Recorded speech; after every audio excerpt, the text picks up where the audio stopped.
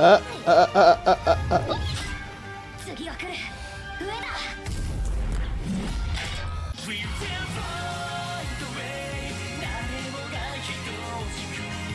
everyone, I'm going to react it to. That time I got reincarnated as a slime, episode 15, the Jura Forest Alliance. Last episode, Rimuru defeated the Orc Lord. The Orc Lord ate Gelmud, became a new demon lord, and then Rimuru defeated him. And now the Cajuns are gonna be staying loyal to Rimuru. Yeah, so that's what happened last episode. And before we get into this one, figures I'm a reaction, please give it a thumbs up, subscribe, and please consider supporting Patreon at patreon.com/feelingme. And now let's start this episode, and here we go. I wonder where we're going next. I know the title says the Forest Alliance, the Jura Forest Alliance. Who's gonna be in the alliance? I don't know. I'm excited. So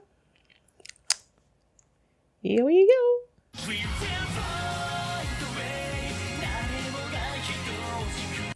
You know, as I was watching the outro and I saw Shizu, though she was the first thing in the outro and everything, then I remember someone commented that even though Shizu died in that one episode, that she's still like a prominent part of the show, you know. And as I was watching that happen, I was reminded of that comment. Because she's still, even though we're not seeing her in the actual episode or anything, at least in the outros and in the intro, you keep seeing her.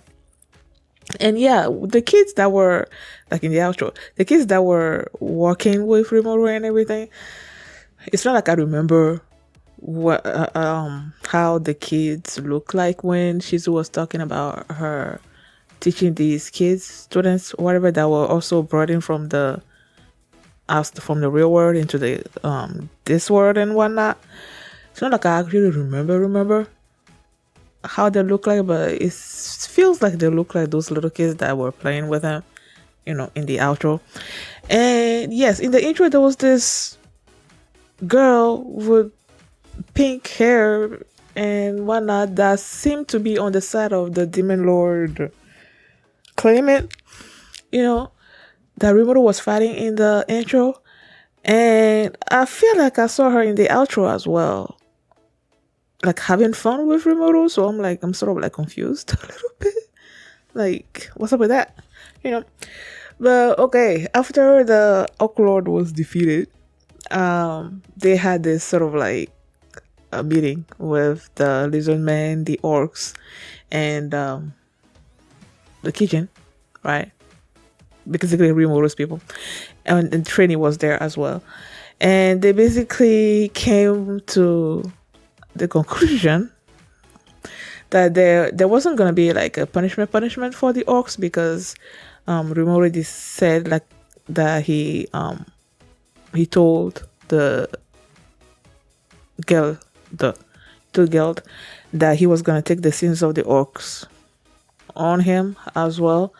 And now with all of that, he's like, okay, maybe we can have some sort of arrangement where the lizard men will provide, because everything that the orcs did was because they were hungry, you know, there was famine. And so he's like, okay, you guys are gonna provide the lizard men, they're gonna provide fish and something else. Was it water? They're gonna provide some kind of raw food stuff, I guess. Rimuru was gonna provide a place for the orcs, and the orcs are gonna provide basically labor, and Rimuru was also gonna provide like processed food or something or other like that. So basically they're gonna be working in union, and Trini was okay with that, and everybody was okay with that, and then they they named Rimuru Chancellor. I feel like Rimuru has this presence about him where when he's talking to people, even people in high positions, they just, I don't know, he just has this charisma, I guess, about him where they just sort of like submit to him, everything that he says and all that. And I absolutely loved it. Like when he says stuff, it's not like he wants the position, or he wants to be acknowledged for the things he's saying. He's just saying what's on his heart, you know. And then these people are so receiving of what he's saying, that they just like in awe of him or something. They just put him on this pedestal, and he's like, I don't really want to be here though. So why are you guys giving this to me? It's so funny, and I love it. So yeah, so now he's the chancellor of the alliance, I guess, and now he's named the orcs, or the orcs. He's named given the position of leader of the orcs to the son of Geld, and now he's become the orc king. The others have become high orcs, have evolved to high orcs. They are living with Rimuru, like Rimuru's place, nation, which is now called the Jura Tempest Federation. And where he lives is the capital city of Rimuru. Oh my goodness. So yeah, they're providing labor, and they're learning, and they're making the village. No, it's not even a village anymore, because the thing has grown so much. They have developed so many. They've developed so much, man. So it's like it's gonna become a town, or it's a town already. I don't know. Either way, it's not a little village anymore. That little village that only started with the goblins. No. Well, the goblin was supposed to provide something else. I don't know. Either way, they're still with Rimuru. So I love that scene as well, where the son, he's not called Geld, right? Where Geld was basically asking for the Kijin to take the revenge on him and leave the other orcs, you know. And he said, Benimaru said that they've given them new titles, and now he's basically sort of like the military chief. So he, as the military chief that he currently is, he's not gonna be killing anyone that that can fight and whatnot. And he basically told Geld that as long as he doesn't do anything against Rimuru, they are okay, And Geld will never do anything like that, because he saved them and all that. So it's like he keeps generating Rimuru. He keeps generating loyalty among all these different species, and I'm like, I absolutely loved it, man. I absolutely love it so much. So everything was going along real well, and then Soe is the spy. The title, I'm trying to remember the titles. Hakuro. Each time I'm trying to remember the old, Hakuro. Hakuro is the instructor. Benimaru is the chief. They said something else, but he's basically the military commander or whatever. So is the spy. Shion is the secretary, and samurai. It's a samurai. Benimaru is also something samurai general. Yeah. So who else is there? Oh, the something princess. What was it called again? Something princess, but it felt like sort of like uppity, high class. I don't quite remember. So it's five of them, right? Oh no. Kurobe is just so smooth. I don't quite remember what Kurobe's title was, but yeah, now they all have different titles and everything. I feel like I was going someplace and then I remember the titles. Oh yeah, they were having fun. Was it that fun? Either way, they were just like admiring everything that they have accomplished up so far. And then Soe just showed up, and it's like, okay, you have these people on Pegasus horses coming toward them and everything. And turns out to be this hair. It turns out to be Dwargo and his people. They just showed up because he's been apprised of everything that has been happening with Rimuru and the orcs invasion and all of that. So he's like, okay, this thing is getting way too big, and if I don't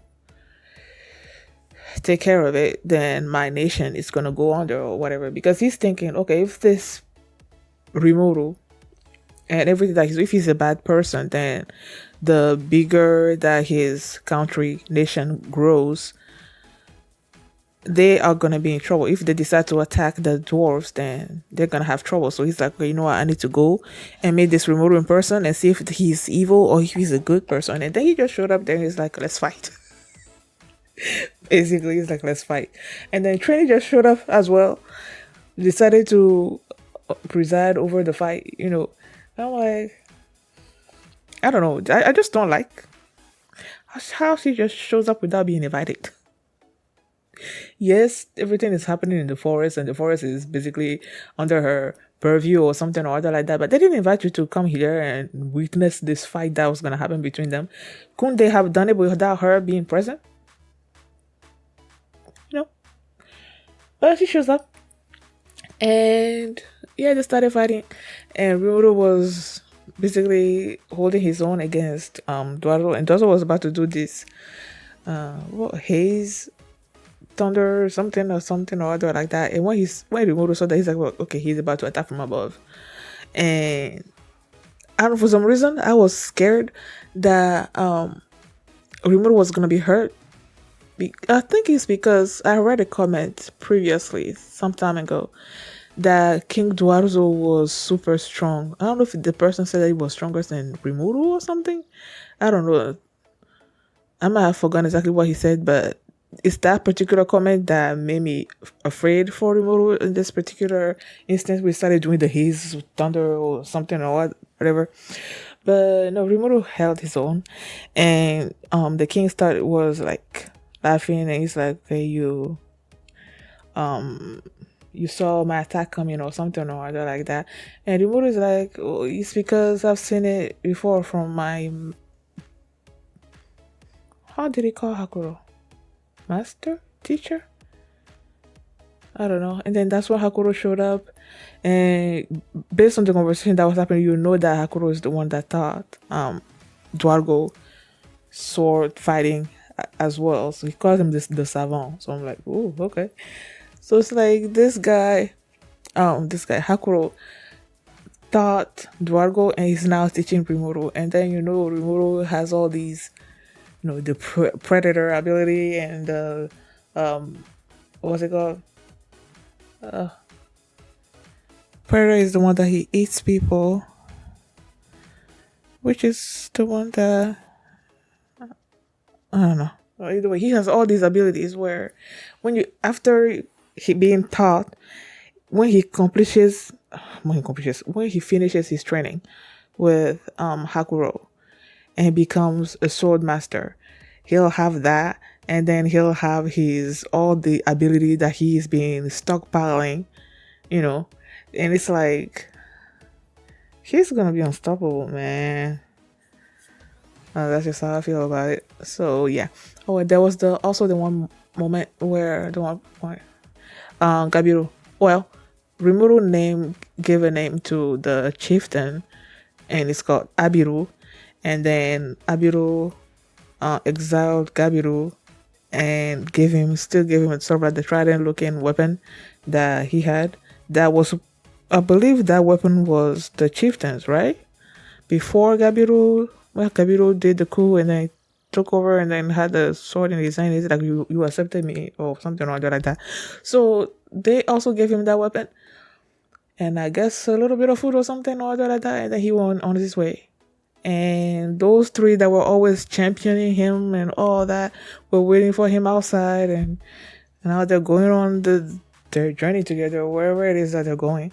Clearly, we're gonna see Gabiru again.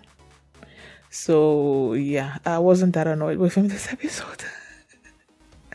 And like I said, I like how those three are always in support of him, I guess. So yeah. What else happened this episode? I don't think there was anything else. Oh, the Demon Lord Clayman.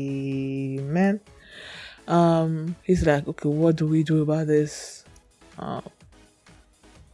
slime? So I don't know what his next moves are gonna be, but yeah. Thank you guys for watching, and if you like this reaction, please give it a thumbs up, subscribe, and if you want to see my reaction to the next episode, you can just watch checking out my Patreon at patreon.com/mini. You can also see the full length of this reaction there as well. So thanks for watching, and I will see you next time. Bye. No more, you can know. You should need nothing but you and me to the ground. What comes around goes around.